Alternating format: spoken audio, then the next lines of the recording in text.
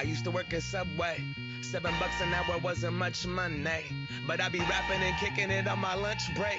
Like I'ma make it out this motherfucker one day. I was in the back seat of the bus before a Bluetooth. Got the boom box and a blunt, boot like a deuce. H on my crew, we get drunk, a little cuckoo type of dudes who swear. What's up, y'all? Y'all know what it is. It's the first ever episode of Homefront by One Take Podcast. It's your man, BDAV1024 on the Twitter. That's Mr. Dav1024 on the Twitter. I got my man, he about to be coming back because, of course, I lost him in the middle of the connection, but none other than the homie. Y'all know who he is. I'm going to leave it as a surprise. So when y'all hear the phone ring, don't get nervous. Don't think it's a mistake, because there's never no mistakes. We only got one take in life, so we only do this thing one time. We're not hitting the edit button. Once again, this is Home Stand, and this is a show that's basically for One Take Podcast only. It will have always two members of One Take Podcast as we will get together and do a weekly show. That's none other than the homie calling out Ohio. Woods, we got disconnected, but I did not start recording, so welcome back, brother. What's going on, man? I told him, we only got one take at life, so we only can take it one time. We not going to hit the end button. They just hear you calling back in. That's fine with me. That's right. So, once again, you guys are tuned in to Homestand. I think that's what we said we was going to call it. Was it Homestand or Home Court? What did we agree on? I don't think we agreed on nothing. We didn't agree on nothing. I just proposed the home and home. I think a couple of years ago, I thought either Eminem or was it Eminem and Jay-Z or whatever, they had the tour a couple of years ago. Oh, yeah. I'm not sure what the tour was actually called, but I do remember they did two concerts, one in New York and one here in Comerica Park. Right. I just thought it was like the home and home series or something, but we can finalize that later. Yeah, Homestand, Home and Home. You guys can vote on it if you listen, or we just called it under construction right now. But whatever it is, you got two brothers from the Midwest. You got your man Dav and you got Woods, and we're here to do what we did last time, which was a wonderful show. So we decided to make this a home stand for sure and make sure this thing get done weekly. And it's funny that you bring up Eminem and Jay-Z. This is where I kind of go off key, but we starting off, we were texting the other day, and you asked me something about Royce of new mixtape, and you just brought up that Eminem and Jay-Z thing. Oddly, people in Detroit really don't listen to him like that. As much as you would think we really listen to Eminem, we support him because he's one of our own. Hell, we support Kid Rock. We gave up Madonna. We don't claim her. But truth be told, dude, like here he gets love out of respect. The same thing with Shine. Like it's a lot of cats in the city actually hate on Shine. It's a lot to give him his respect too, but like they oh, he really from Cali. It don't matter where he really from, is what he's repping. But in the city of Detroit, it's very rare that you'll hear anybody banging anything Obi Trice, even during his heyday. Royce, like you really just see Royce at his bar status, but no one's really banging Royce. I know friends personally who's never heard of Slaughterhouse CD. They didn't even know Royce was with Slaughterhouse. Wow. Because in Detroit, our hip-hop scene is a lot different, and I told you this. I'm kind of glad you even brought it up. Because like here, like most places, you got the guys that they rock with. Like here, we got this kid that's coming up named Icewear Vezo that everybody's in love with. Had the young boy that just got killed about a half a year ago, Dex Osama. We got another kid named Peasy from Team Eastside. Like Detroit-based hip hop is so different from the ones who make it. It's shocking that they make it because we got a young kid named Verdict Whitfield, which is his rap name is Verdict. He got a song called Feelings. Check out Verdict on MTV2, who is nice with it.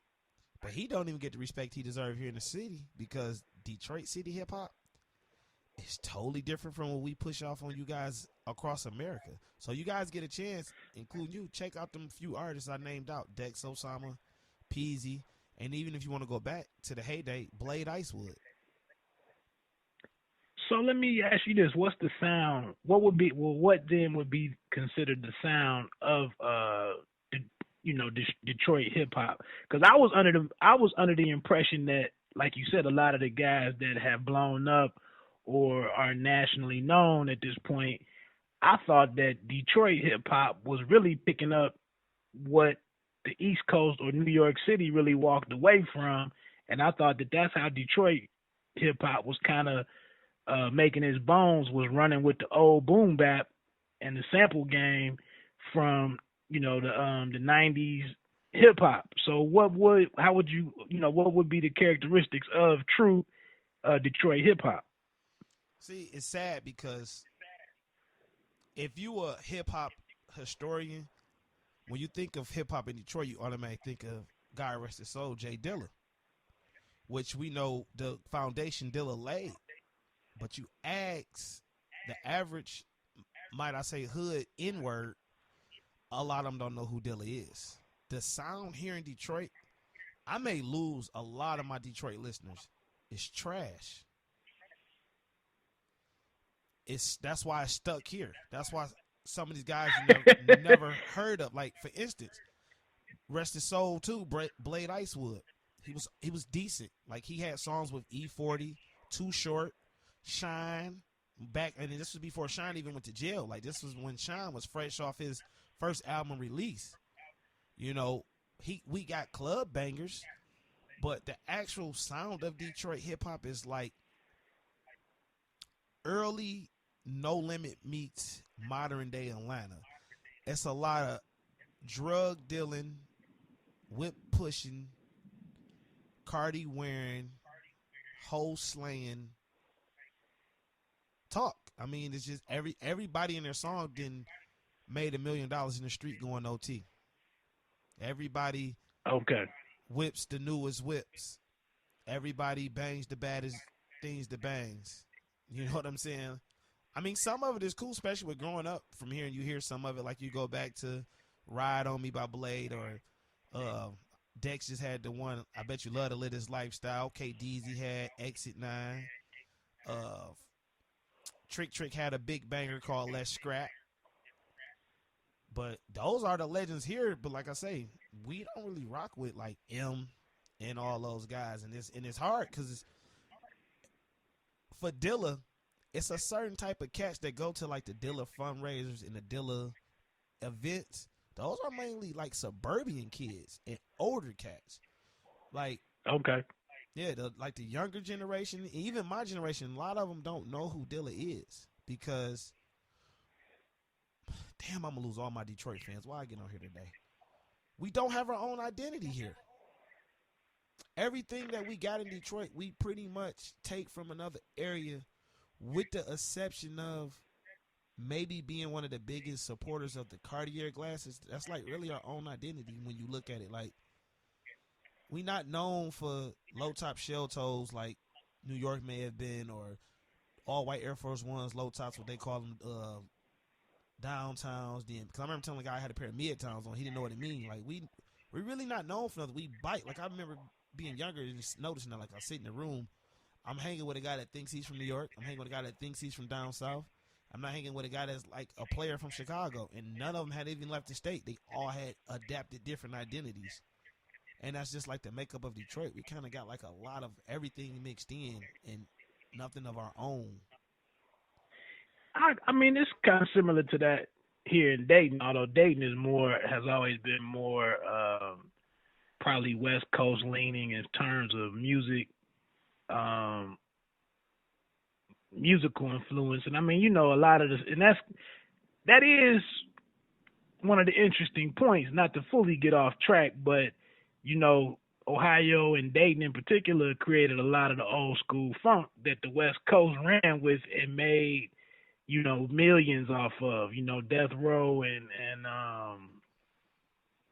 some of that was all built off of Ohio sounds. So for us to lean in that direction was kind of like us just going home. But then moving forward, like you said, we picked up a lot of what the South has done. And, like, if you want to call it backpack or conscious rap or something, like, Dayton, Ohio left that stuff a long time ago and just never went back. So that's just interesting that you said. And I say, my cousins that live in Detroit, man, I was shocked a couple years ago when my cousin was giving Eminem a lot of credit because going up there all these years since Eminem had been out, I had never heard him mention Eminem's name. And then I like out the blue, he was like M, and I was like, where is this coming from? So yeah, I agree. And I think being out here in the Midwest, something has to connect the East Coast to the West Coast, and like you said, I think as hip hop has made its way across the country, I think all of us in the middle have taken the different regions in the middle of the country have taken different aspects from everything and kind of made it its own. So, that's just part of the game. Yeah, it is, because I go back to just being you're a little older than me, so your brain was more developed during the whole East Coast West Coast beef, and I just remember being like maybe 10 or 12, and since I stayed on the west side of Detroit, I aligned myself with the west side. Like, so the whole Biggie, the whole Wu-Tang, like that whole first run of like 36 Chambers, Supreme Clientele, Iron Wallet, all that stuff I missed. I missed a lot of that good stuff. AZ, Pieces of a Man, all that stuff I missed because by my brain not being developed, and us being like not having identity then, because even though I think our closest thing at that time was MC Breed, who was from Flint, we didn't have no home based rapper, so you picked, and I picked the West Coast, so I was like brother Lynch Young, Too Short, E40. Like, I'm probably the biggest closet Be Legit fan. I own every Be Legit album, and that's sad. I love me some Be Legit. I would never, I just said it publicly, but this will be the last time you ever hear that. Like, so I rocked with all that, TWD. Anything West Coast at the time I was rocking with, so I developed my own brain, and that's when I came about of the wide range of some of the other rappers I listened to, and to switch into what we talking about. Me and you have a discussion privately about hip-hop all the time, and we see the generational breakdown in certain conversations, because there's certain people that you can feel that I can't, and there's certain people that I feel that you can't. And first it started with Kendrick Lamar, and I'm like, I don't really like his album. It's not to say I don't like him as a rapper. I don't know if it has something to do with my upbringing or what it is, but it's something about him that I could not gravitate to. And his new album just came out, which was like an untitled album. And what's your thoughts on that album? Have you had a chance to listen to it? I haven't really dealt with that. I haven't delved into that one just yet. I looked into some of the dates, I guess, when some of the tracks were created. Some of them I saw were 2013, 2014. I tried to listen to some of the snippets on iTunes, which isn't always the right way to go. But, I know the other day on ESPN, they used one of the tracks for some of the music as it was going to a commercial. And that one sounded pretty good.